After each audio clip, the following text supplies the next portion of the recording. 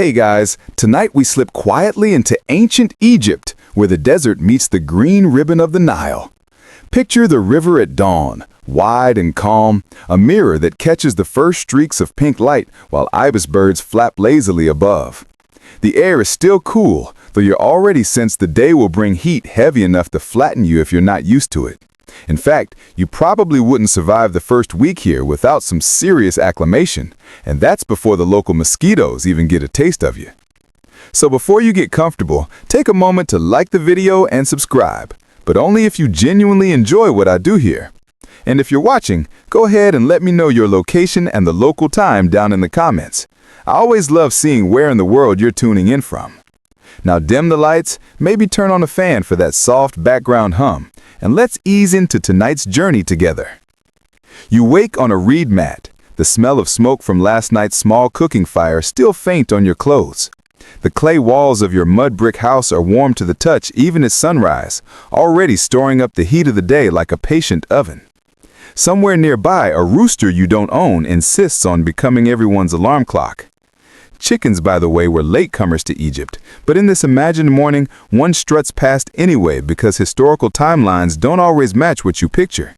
And historians still argue whether domestic fowl were introduced here around the New Kingdom or much later. Stepping outside, you hear the village beginning to stir. The Nile gleams just beyond the fields, the lifeline of everything around you. Without the river's flood, the soil would be dust and stone. With it, the land transforms into ribbons of green so intense they look like they've been painted on by hand. Mainstream history tells us that the flooding was fairly predictable, enough that entire calendars were built around it. Farmers prayed for a good flood, not too shallow, not too high, like Goldilocks with water levels.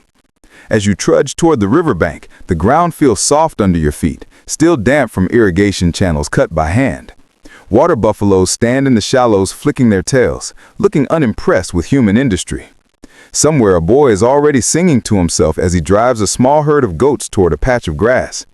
If you're squinting, the whole scene looks timeless, as though this morning could be happening 3,000 years ago, or yesterday. You lean down, scoop up a handful of Nile water and watch it drip back through your fingers. It's murkier than you expected. Even in antiquity, Egyptians worried about water quality. Papyrus scrolls mention boiling and straining methods, though whether they worked effectively is still debated. One quirky tidbit, some texts recommend using crushed barley seeds to purify water, which sounds suspiciously like an excuse to brew more beer, but maybe that was just multitasking. The sun pushes higher, lighting the tops of palm trees until they glow like fiery spears. You smell bread baking already, flat loaves slapped onto hot stones.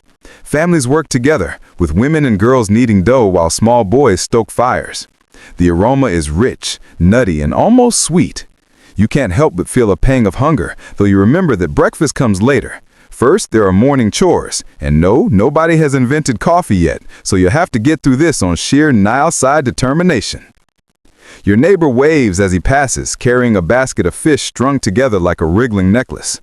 Fishing was one of the earliest Nile traditions, though the methods varied: nets, hooks, even harpoons for bigger catches. Some scholars say certain fish species were taboo to eat depending on the region. Imagine refusing a perfectly good tilapia because the local temple frowned upon it. Historians still argue whether those taboos were strictly enforced or just loosely observed. A small child runs past you barefoot, giggling, and tosses a mud ball that misses your head by inches. You realize sandals would have been a good idea, but shoes were optional luxuries for most villagers. The ground is uneven but soft, warm already. You hear the bray of a donkey, see its long ears twitch, and realize just how central these animals were. Donkeys hauled water jars, carried crops, and stubbornly resisted orders, pretty much the same as they do today. As the day begins, you sense the rhythm of life falling into place. Chores, meals, prayers, gossip, and endless work tied to the land. It's not glamorous, not filled with golden treasures or dramatic hieroglyphic epics, but it's life as most Egyptians knew it.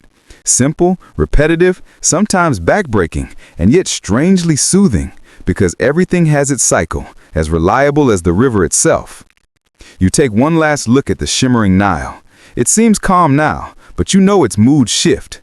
gentle floods, violent surges, and years of drought that could make entire villages vanish. For this moment, though, it's a mirror to the rising sun, whispering the start of another day that looks so ordinary and yet carries the weight of millennia in its ripples. You shuffle back from the riverbank, stomach growling a little because it's finally time for breakfast. Now, don't expect scrambled eggs, pancakes, or a cinnamon latte here. Ancient Egyptian mornings are built on bread and beer. That's it. The so-called breakfast of champions. The bread is dense, coarse, and speckled with bits of chaff and grit that have sneaked in during the grinding of grain. The stones used to crush emmer wheat leave tiny fragments behind, so when you chew, it's a little like biting into a deliciously flavored sandpaper. Archaeologists studying mummies often find worn-down teeth, ground almost flat from decades of eating this crunchy delight. On the bright side, you won't need to floss tonight. Next comes the beer. Forget the frothy, golden drink you picture from your local pub. Egyptian beer is more like a thick, sweet, porridge-ish liquid. Sometimes it's chunky enough that you'd almost need a spoon. But in a land with a blazing sun and limited clean water, this murky brew is safe, filling, and, most importantly, mildly intoxicating. Perfect for taking the edge off another day in the fields. Historians still argue whether it was nutritious enough to count as a meal on its own, or if that's just wishful thinking from ancient farmers who didn't want to cook more food. The process of brewing involves baking a batch of half-cooked bread, crumbling it into vats, mixing with water, and letting it all bubble into a tangy concoction. Some batches even have dates or honey added, making them sweeter. You take a sip, feel the faint fizz, and imagine villagers clinking clay mugs together, mumbling something like cheers, though they probably didn't use that exact word. It's a surprisingly communal moment. As you sit cross-legged with a group, tearing hunks of bread and dipping them in a smear of beans or onions, you notice how central food is to daily rituals. Sharing is survival. Without the collective storage of grain in silos, carefully counted and taxed, of course, famine would strike far more often. One mainstream fact you might not realize, bakers often work directly for temples or estates, their production tied to religious offerings as much as to family tables. And yet, quirks abound. Records mention workers being paid in bread and beer rations. Imagine doing a full day of stone hauling and getting handed 5 loaves and 2 jugs at the end. Forget direct deposits or checks. Your paycheck is literally dinner.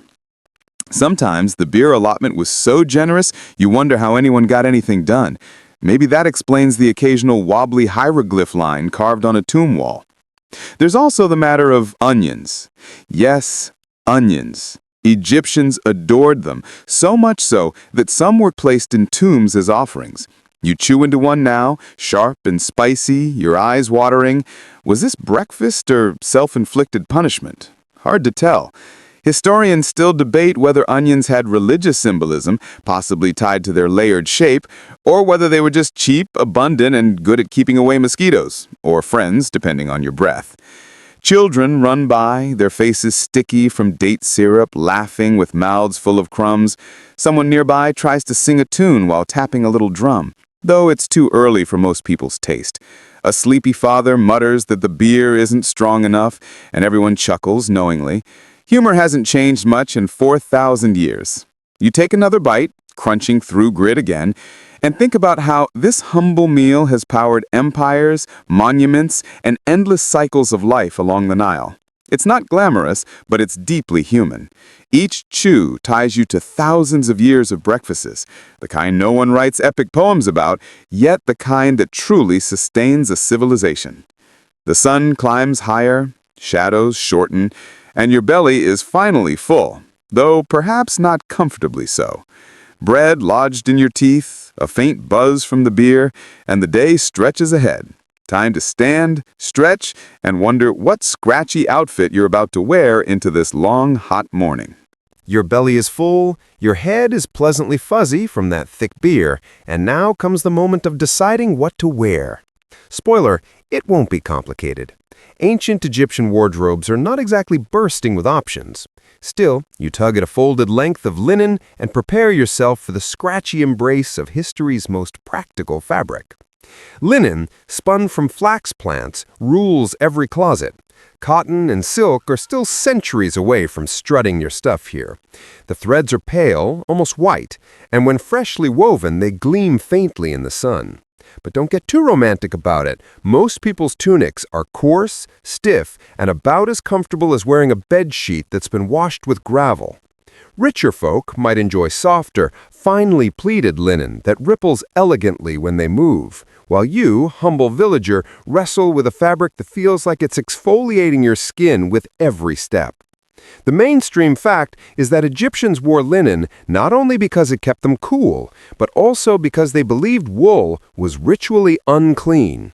Wool might keep you warm, but in this climate, it just wasn't worth the sweat. So you wrap the garment around you, tie it with a simple belt, and try not to scratch. Historians still argue whether everyone pleated their clothes at home or if that delicate accordion style was reserved for the upper classes with servants who had the patience of saints.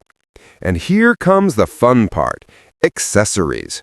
You don't leave the house without a charm or two because protection from bad luck is always in fashion.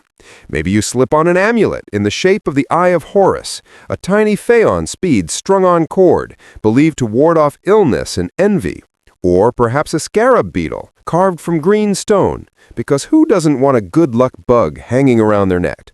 Some folks even carried little figures of Bes, the short, squat, grinning household god, who was basically the ancient Egyptian version of a protective garden gnome. Quirky, yes, but effective, or at least reassuring. Children are smeared with protective ointments too, sometimes thick layers of oil and resins that glisten in the sunlight. One neighbor pats a squirming toddler coated like a roast chicken, muttering blessings under her breath. You've heard odd remedies about mixing crocodile dung with oil to keep away both sunburn and evil spirits. Maybe it works, maybe it just makes you unpopular at parties. Historians still argue whether crocodile dung sunscreen was widely practiced or just an outlandish recipe noted in a single medical scroll. Either way, you make a mental note to stick to shade. You glance at your reflection in a pot of water. Linen tunic, slightly uneven, amulet hanging awkwardly, hair cropped short. Hairstyles, by the way, are a big deal. Men and women often shaved their heads to escape lice and heat, then wore wigs on special occasions. These wigs could be elaborate, braided with beads, or sometimes just practical and short. You run your hand across your own sweaty scalp and decide you're grateful no one expects you to maintain glossy wig hair while herding goats. Makeup is another layer of the morning ritual, though not just for glamour. You rub a little black coal under your eyes, and instantly you feel both fabulous and shielded from the glare of the sun. Scientists have found that the lead-based compounds in Egyptian cosmetics may have helped prevent eye infections too. So yes, your eyeliner is medicinal. Somewhere an ancient scribe is rolling his eyes at modern beauty influencers, muttering, "He did smoky eye first." As you adjust your belt and sling a satchel over your shoulder, you realize you look remarkably similar to almost everyone else in the village. Fashion here isn't about standing out, but blending into the steady rhythm of the community. That being said, you can still imagine wealthier neighbors swanning by in pleated linen gowns, gold jewelry glittering, and perfumed cones of wax melting slowly atop their heads, releasing fragrance as they walked. Try not to stare. It's hard to look glamorous when you still got crumbs of gritty bread in your teeth. One last check. Amulet in place, eyeliner sharp, tunic only slightly itchy. You're ready. The sun has risen higher, the hum of insects fills the air, and farmers are already calling to one another across the fields. With breakfast settled and your outfit secured, it's time to head out and join the endless work waiting beneath the blazing Egyptian sky. By the time you peel yourself away from the heat of the fields, your skin feels tight from the sun, and you're grateful for the sudden coolness that comes when you step under the massive stone shadows of a temple. The shift is instant. Outside, brightness and sweat. Inside, gloom and a hush so heavy you almost feel guilty for breathing too loudly. The temple smells of resin and smoke. Incense burns in shallow bowls, tendrils of fragrant haze curling upward and clinging to the painted walls. The air is thick, perfumed, and a little dizzying after hours of dust and grain. You cough lightly, earning a glare from a priest who clearly thinks your lungs should be more respectful. Mainstream fact: Egyptian temples weren't simply places of prayer for everyone. They were the domain of priests, administrators, and the gods themselves. Ordinary villagers rarely entered the sacred inner rooms. They lingered in outer courts, bringing offerings of food, beer, or flowers. The idea of personal worship wasn't really the point here. This was about cosmic order, the balance of Ma'at, and making sure the sun didn't forget to rise tomorrow. Your sandals tap against smooth flagstones, and you crane your neck upward. Columns painted in bright colors soar into shadow, carved with lotus blossoms and papyrus stalks. Imagine a forest of stone frozen mid-bloom. The paint is still vivid in places, though chipped and dulled by time. Historians still argue whether temples were repainted regularly in brilliant shades, or whether the faded colors we see now better reflect how villagers experienced them in everyday life. Priests glide past in spotless linen, shaved heads gleaming, carrying trays of bread and jars of beer to set before statues of gods. You catch a glimpse of a gilded figure, perhaps Amun or Ra or Hathor, half hidden in flickering lamplight. To the worshippers, these statues weren't symbols. They were living embodiments of the gods, housed and fed like royal guests. You wonder, only half joking, if the gods got tired of beer and bread 3 times a day. Here's a quirky tidbit. Temple rituals could involve waking up the god each morning, with priests carefully washing, dressing, and even applying makeup to the statue. Imagine starting your day by putting eyeliner on a giant falcon-headed deity. It sounds absurd, but to the Egyptians, it was as serious as feeding your family. It kept the world turning. The chanting begins, low and rhythmic, echoing through the stone halls. Drums beat softly, a deep pulse you feel in your chest more than you hear with your ears. The words are in ancient hymns, praising the gods, promising devotion. You don't catch the details, but you don't need to. The cadence itself is lulling. Combined with the thick incense and cool shadows, you could almost fall asleep standing there. A draft of cooler air slides through the temple doorway, carrying faint street sounds back inside, the bray of a donkey, the squabble of children.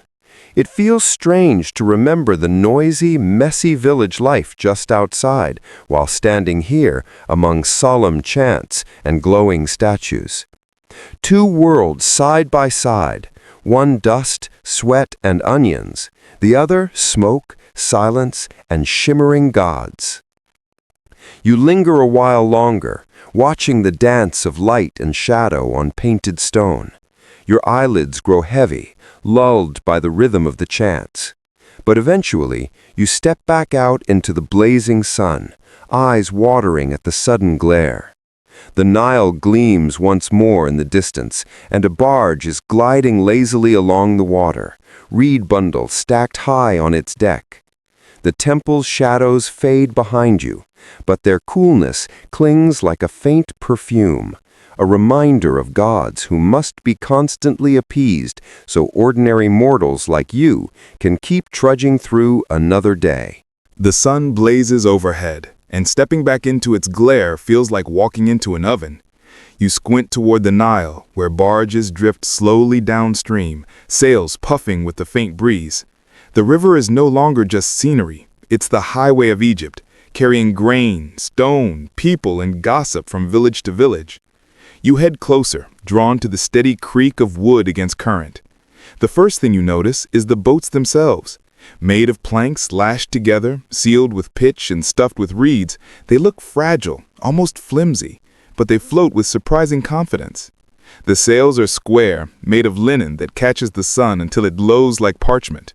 Crewmen pull ropes, their muscles taut, while others steer with long oars. The Nile is so calm compared to an ocean that most boats don't need to be massive. Yet somehow these vessels carried blocks of stone for temples and pyramids. Mainstream fact, even the colossal obelisks weighing hundreds of tons were floated downriver on specially designed barges. Picture that. Your morning commute includes a skyscraper lying sideways. You step onto a smaller merchant barge and find yourself surrounded by bundles of reeds, jars of fish sealed with mud, and baskets of figs so ripe their sweet smell overwhelms the air. A trader grins, offering you a taste of dried dates, sticky and chewy, while another boasts about her basket of onions as if it were treasure. Commerce here is loud but oddly friendly, full of exaggerated claims and cheerful bartering.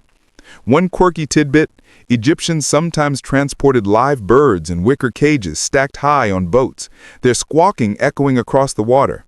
You can imagine the chaos, hundreds of honking geese crammed together, flapping wings while sailors shout over the noise. Historians still argue whether these river convoys were carefully scheduled under state control, or more like a free-for-all where private traders just shouted until someone listened. Either way, you're grateful you only have to ride along, not manage the inventory. The river air is different from the fields, cooler, carrying hints of water lilies and damp reeds. You lean against the rail, feeling the gentle sway as the boat cuts through the current. Fish leap occasionally, flashing silver, and a fisherman casts to net with a practice flick. His children splash nearby, laughing as they try to scoop up minnows with their hands. You almost forget the heat beating down, soothed by the rocking rhythm of the boat. On the opposite bank, you spot another barge passing, this one painted with bright red stripes. Its deck is crowded with pottery jars, and a group of musicians strum lyres and beat hand drums. Music on the Nile. It's part entertainment, part advertisement. Why not lure customers with a catchy tune? You half expect one of them to break into an ancient jingle for onions, but mercifully they don't. The boat glides past fields dotted with workers, then by clusters of papyrus reeds so thick they form floating islands. Birds nest among them, storks lifting off with heavy flaps of their wings. The river is alive, a constant hum of movement and sound, so different from the still sanctity of the temple. This is Egypt's bloodstream, carrying everything that sustains daily life. As you drift, your mind wanders to the bigger picture. The Nile doesn't just connect villages, it binds the whole kingdom. Pharaohs relied on this watery road to project power, to collect taxes, to feed armies. Without the river, there is no Egypt, only scattered desert settlements lost to the sands. You run your fingers along the warm wood of the boat, aware that every plank, every rope, every oar is part of a system that has lasted thousands of years. The boat pulls into a small dock, and you step on sun-bleached planks, ears ringing slightly from the shift in sound. Behind you, the crew calls out as they unload goods, fish for figs, reeds for pottery, onions for dates. The bartering begins again, loud and spirited, echoing across the water. You smile, realizing the Nile isn't just a river, it's a floating marketplace, a stage, a lifeline. And for the moment, you're part of its endless current. You step into the rising heat, linen rustling as your sandals, if you're lucky enough to own them, scuff the packed earth. The path winds past low mud brick homes, each with clay jars stacked outside, and then opens onto the wide, dazzling spread of farmland. The Nile's gift lies before you, flat and fertile, a green carpet stitched with channels of irrigation water. This is where most Egyptians spend their waking hours, bent, sunburnt, and patient, coaxing crops from the soil. A farmer waves you over, gesturing toward a pair of oxen tethered to a wooden plow. The animals grunt and shuffle, their hooves sinking into damp ground as the blade cuts a shallow trench. It's not glamorous, but it works. And it's one of those mainstream facts. Egyptian agriculture was so efficient that it produced enough surplus grain to feed laborers, priests, and even entire armies. Without these endless hours in the fields, there would be no pyramids, no temples, no golden treasures. Just a lot of very hungry people staring at an empty horizon. The sun climbs quickly, harsh and unrelenting, reflecting off the wet soil until it feels like you're standing inside a baking oven. Sweat trickles down your temple, and you think longingly of shade. Workers sing as they labor, a rhythmic chant meant to synchronize movements. Their voices rise and fall like the river itself, steady and hypnotic. You try humming along, but you're off beat. Your contribution earns you a few amused side eyes. Children dart between rows, chasing after frogs startled from their hiding spots. One boy shows you a small net woven from reeds, proudly declaring he'll catch fish for supper. You nod, though secretly you're wondering if you'd rather stick to bread. Frogs, fish, grain, it's all tied to the river, and the rhythm of flood and harvest keeps everyone's lives locked in its tide. And here's a quirky tidbit. Egyptian farmers sometimes trained baboons to help harvest figs. Yes, baboons. Imagine trying to manage a troop of furry coworkers who are just as likely to eat the produce as they are to hand it over. Whether this was a widespread practice or just a weird anecdote recorded once, historians still argue. But now you can't shake the image of monkeys running a fig farm with questionable efficiency. Back in the field, the plow moves slowly, carving its furrows as men toss seed into the damp earth. Women follow, pressing the grain lightly into place with their toes, rhythmic and careful. Everyone works together because the Nile's generosity has to be seized quickly. Miss the window and you risk losing a year's food supply.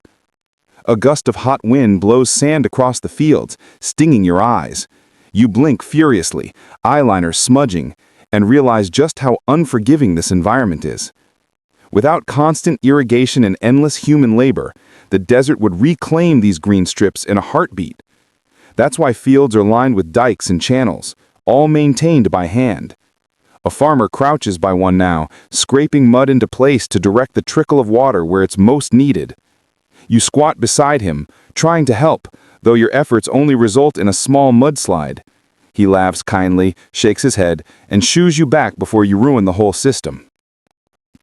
Overhead, a flock of geese honks noisily, circling before landing near the riverbank.